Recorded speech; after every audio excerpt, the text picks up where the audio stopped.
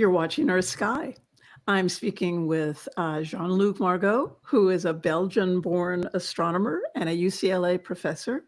Jean-Luc and his team have just published a new paper in the Planetary Science Journal, and they're suggesting a new scientific definition for the word planet. Jean-Luc, welcome. Thank you for having me. You're in Brussels, right? I'm currently at the Royal Observatory in Brussels. Yes, I'm normally at the University of California, Los Angeles. Right. So it's nighttime there. It's we're at high latitude, so the sun doesn't set until 10 p.m. So there's still sun daylight. How great! How cool!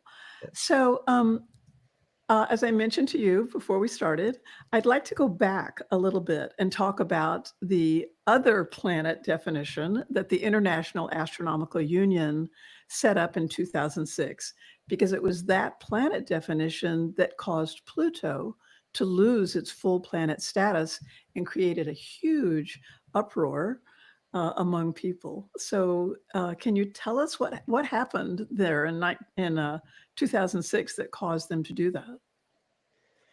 Sure. I was actually at the meeting in Prague in 2006, and so I have a pretty good recollection of what happened. I was at the meeting because I'm a planetary scientist. I study planets, and there were multiple sessions, symposia, and joint discussions at the General Assembly in 2006, devoted specifically to planetary science. There were sessions about planetary science exploration missions. There were sessions about near-Earth objects. And so I was there to share my results with planetary science colleagues.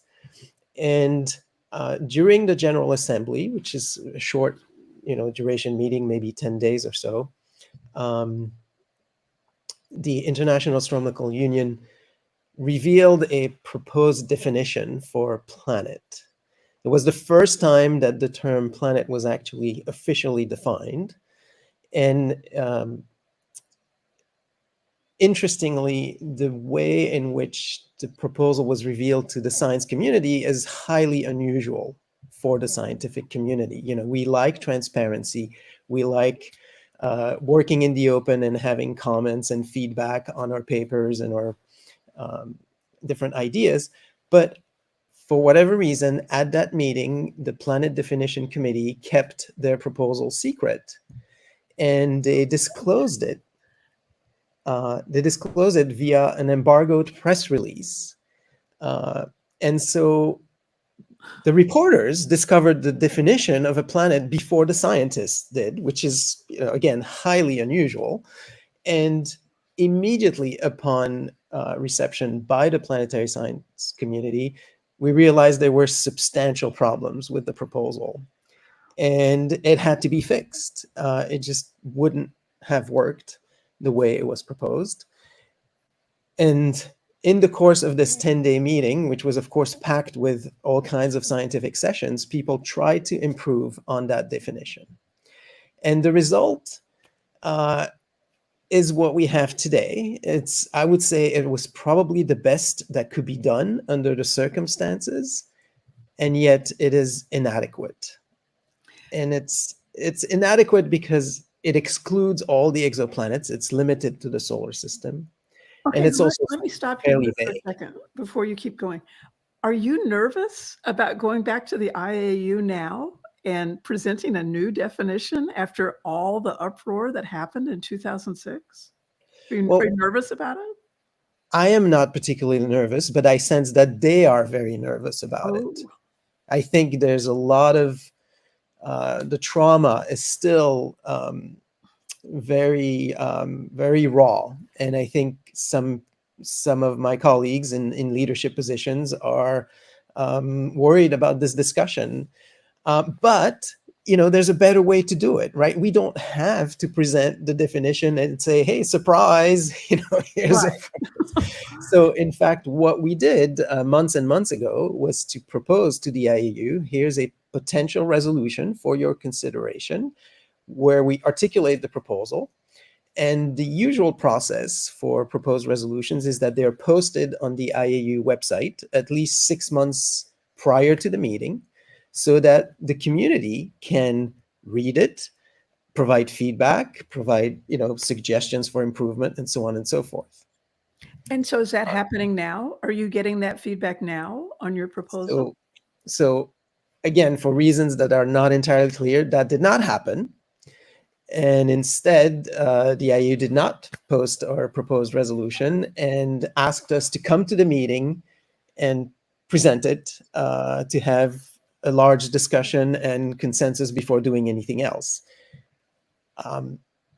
This is a little unfortunate because we know from 2006 that that's not that's not the way to do it, right? If there's one way that you don't want to define a planet, is to bring a proposal without prior consultation and discussion with the community. So what we're hoping to accomplish at this meeting at the most is to describe our proposal and possibly identify people who will be interested in improving it, refining it. And then at the next General Assembly in 2027 in Rome, in Italy, perhaps the IAU will consider the resolution, post it on its website, and we may have a vote on it. We'll see. It's hard to predict what will happen. And how many astronomers go to these meetings? Like, how big is the organization that's making this decision? So the organization in 2006, it was about 9,000 strong. I think at this time it's about 12,000 strong. Don't quote me on these numbers, but and a fraction of the membership goes to the meetings. So I think 3,000 people probably attend the General Assembly. Now, this is across all areas of astronomy, not just planetary science. And one thing to note about the 2006 decision is that the bylaws at the time only allowed in-person voting. And so only the people who were present at the meeting and interested in voting voted. Now that has changed. The IAU has improved its process, and now electronic voting is available. So I expect that if there's a new resolution put forward, there will be a much wider proportion of members who vote. So what is the current definition of a planet? The current definition, according to IAU Resolution B5 in 2006, is that a planet must orbit the sun, our or the star in our solar system. That's Right. criteria number one. It must have sufficient mass to approach hydrostatic equilibrium, which means become rounded, roughly round, adopt a roughly round shape. Now, it doesn't say how round is round, right? Right. This is currently very vague. Is the Earth round, or is the Moon round? Right. And some of the dwarf planets are oval shaped, right? Some of them are, round-ish. It's very vague. Right. It doesn't specify. And the third criterion is that a planetary body must have cleared its neighborhood. Now, again, it doesn't specify what that means, having cleared its neighborhood. Does that mean that there's nothing left in the neighborhood? Does that mean that an occasional passing asteroid is okay or not? It doesn't say.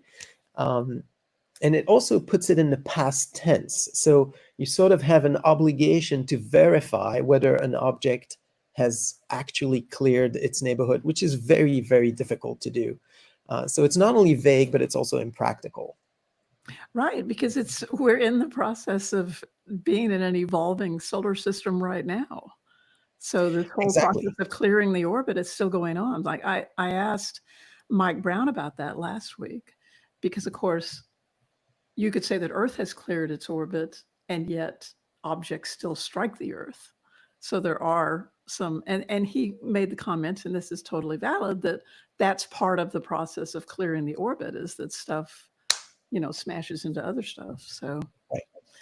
And if you imagine having to establish whether an exoworld has cleared its orbit, we do not have the technology to do that. It is completely impractical. And so we're proposing instead to use the ability to clear an orbit over a specific time scale, which we propose could be 10 billion years, or it could be the age of the universe. It doesn't really change anything.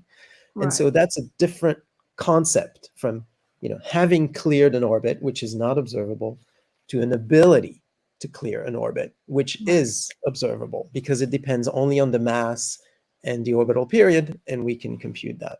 We can observe and compute that. So in the press release that was released about this a couple of weeks ago, um, there was the word sun-centric, that the old planet definition is sun-centric. So it's my understanding that, now you want to make it less sun-centric, correct? That's correct. We're proposing that any planetary body that orbits either a star or system of stars or stellar remnants or even brown dwarfs be acceptable as planets. So can we take those three? So a system of stars, and there are more multiple stars, correct, in the known in the galaxy than there are single stars. There's thought to be more stars in multiple systems, correct? That's correct. So we want to make sure that a planet that orbits a binary star can be counted as a planet. Right. And so brown dwarfs, those are objects that are sort of hybrid between stars and planets in mass. The canonical dividing line for brown dwarfs is about 13 Jupiter masses. Okay. And when an object has sufficient mass, above 13 Jupiter masses, it can typically start deuterium fusion in its core.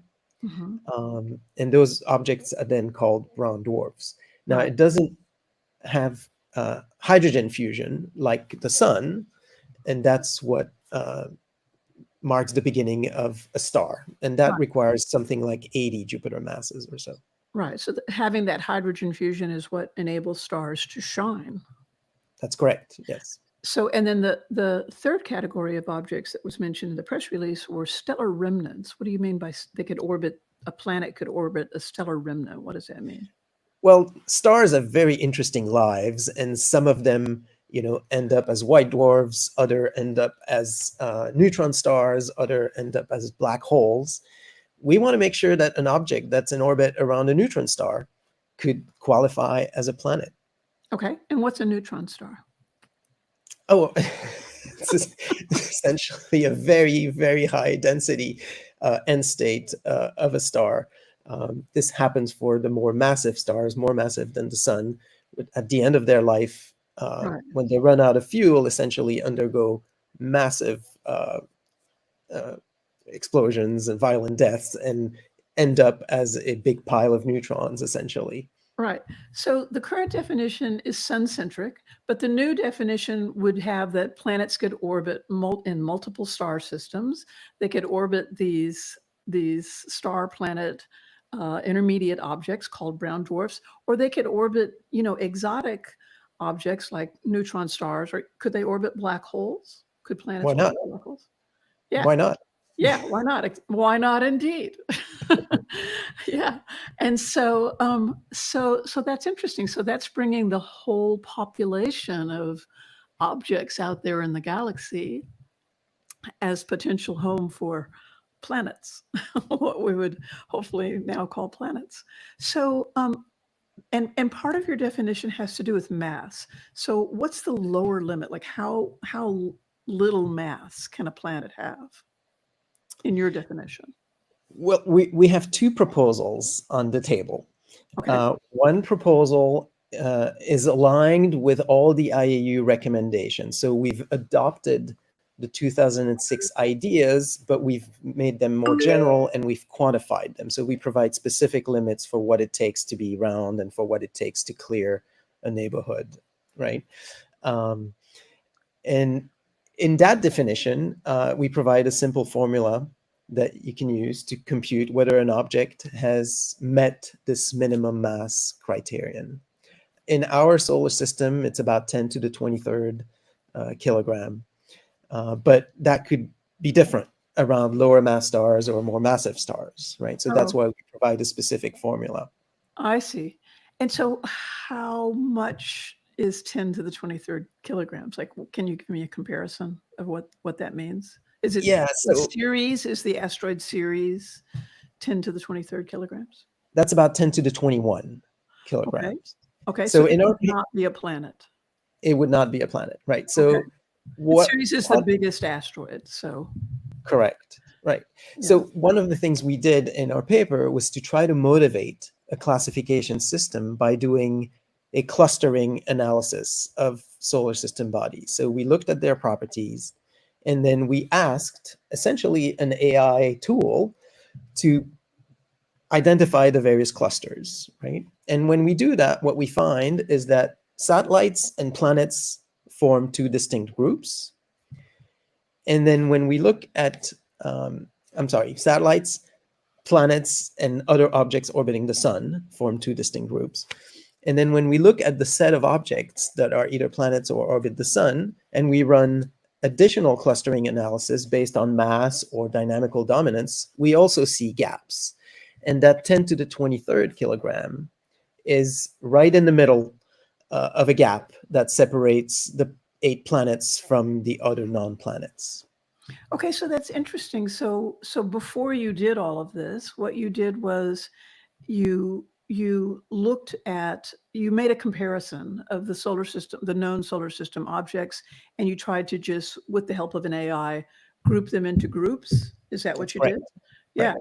And so you're just trying to figure out, like, is there some natural way of collecting them into groups that would make these objects over here planets versus these objects over here dwarf planets or asteroids? Or I think it's so interesting to talk about this nomenclature because it just seems like it's this big net of language. Like it's like you guys are like these fishermen, you know, casting out this big net that's just landing on these natural objects in the solar system, and they're all so different from one another, but you're trying to group them into these logical categories.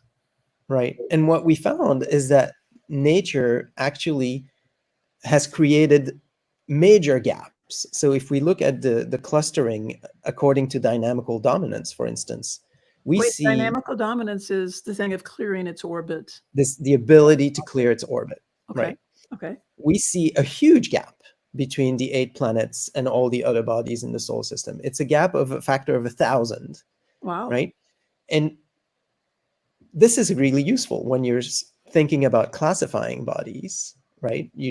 There's a gap that nature has provided for you right there to make it, to put a dividing line. And it's interesting also because nature doesn't do gaps of 3 orders of magnitude just willy-nilly, right? You wouldn't think so. Something Why?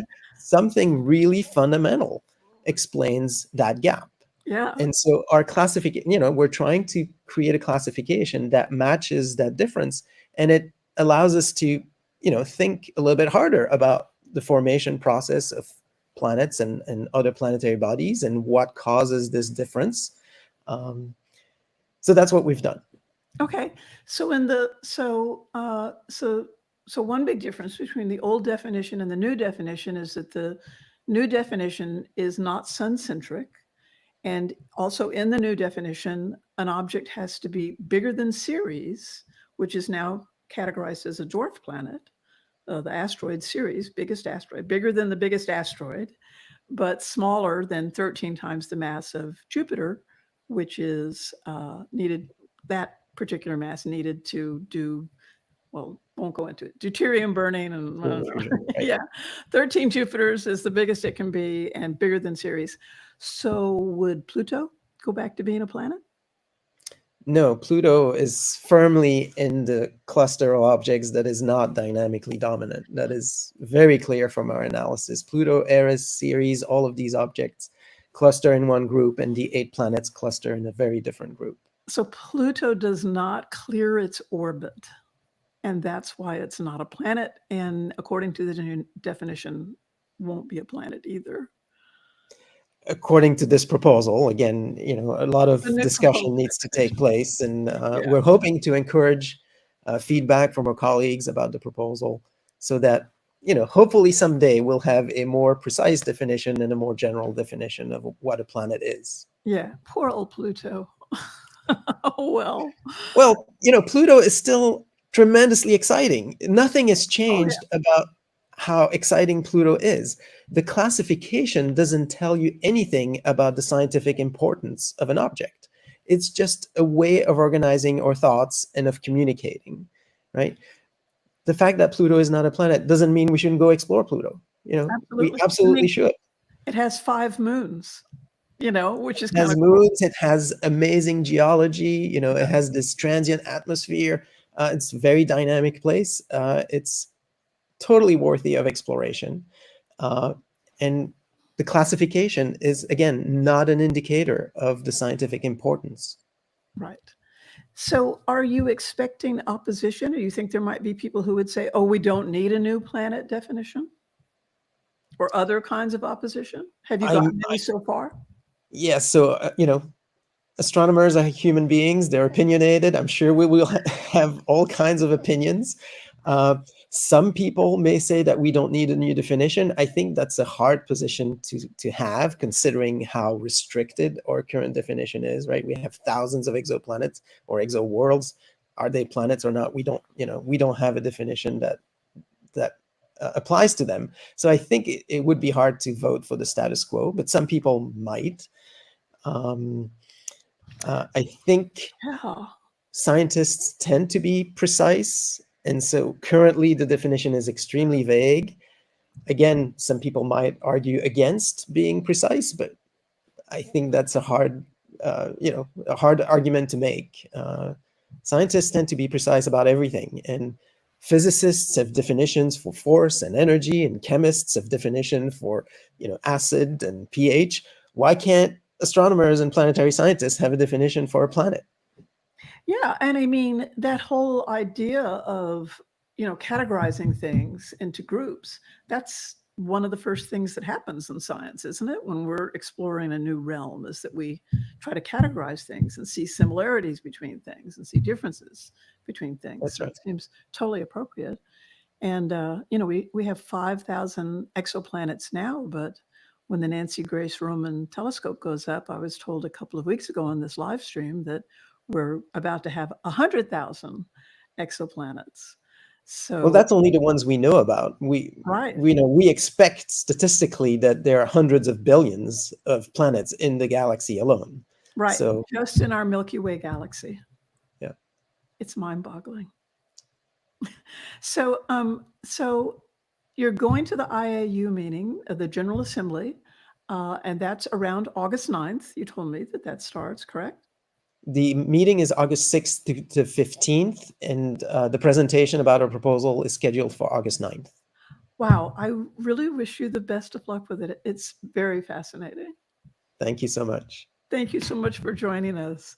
I've been speaking with astronomer Jean-Luc Margot of UCLA, and he will be proposing a new scientific definition of the word planet to the General Assembly of the International Astronomical Union in early August. Jean-Luc, thank you again. I hope we can have you back and find out what the progress on your planet definition proposal has been. All right. Thank you. We're EarthSky, and if you appreciate hearing from working scientists, please subscribe, like, or share. And don't forget to join us live again next Monday, July 29th, when we'll be talking about climate chaos with Dr. Daniel Swain. We hope to see you then.